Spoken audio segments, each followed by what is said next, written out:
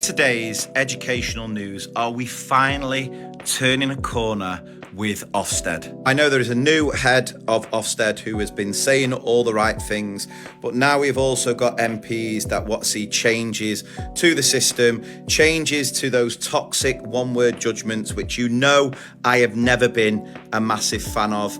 Let's take a look at what Parliament's Education Committee have been saying. So the much anticipated report has got suggestions for both Ofsted and the DfE.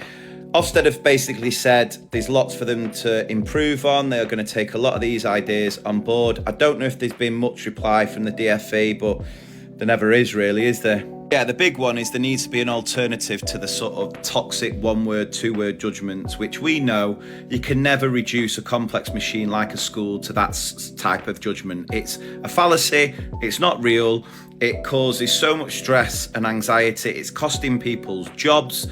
And I think one of the most tragic things that I read about the coroner's report into Ruth Perry's death was a conversation she had with a GP where she was basically saying that one-word judgment on her school is going to affect the house prices in the local area, and she will be the reason as to why those house prices have come down. Why that is even a thing that head teachers would think and consider, and we know it happens, so that is something that head teachers, when they're stressed, when they're under enough pressure as it is, don't need to be worrying about the impact a silly, ridiculous one-word judgments has on house prices. So here are some of the things that both DfE and Ofsted should be doing, working together as a priority to develop an alternative to single phrase judgments that better captures the complex nature of a school's performance. Amen to that. That would be one of the biggest changes they could do. There's also talk about reducing the frequency of inspections to every 5 to 6 years. Also the point at the bottom about carrying out research to fully understand the causes of inspection-related workplace pressure. I mean, I don't think it takes a rocket scientist to work out that if you don't get the judgment, if you don't get inadequate, meaning your job's on the line, you're getting taken over from a mat, that's what adds the pressure. People's livelihoods on the line. Move away from that, the chances are the pressure isn't going to be as much. We've then made separate judgments specific to Ofsted, which include an increase in the notice period given to schools before inspections.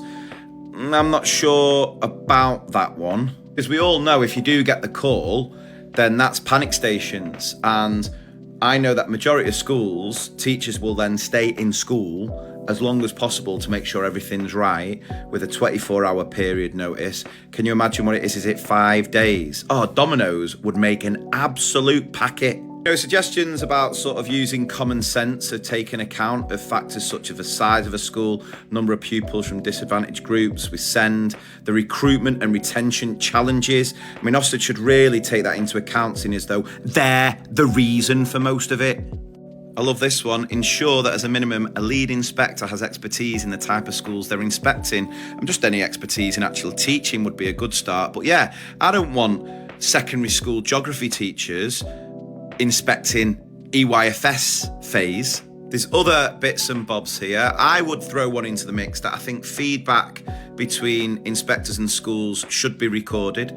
I think schools should have the opportunity to record the feedback, the discussions between inspectors, to make sure that any discussions, things that are said, are then actually backed up. I think teachers need to feel that they can protect themselves against some of these rogue inspectors. And it goes on to talk about some of the things the DfE should do, such as looking into setting up an independent body with the powers to investigate inspection judgments through scrutiny of the evidence base. You can't expect Ofsted to just monitor themselves, because they're never going to think they're doing anything wrong. It's a bit like asking Facebook to regulate itself when Facebook's main goal is making as much money as possible. It's the same thing. You need that independent regulation body that can then hold Ofsted to account when they're not being perfect.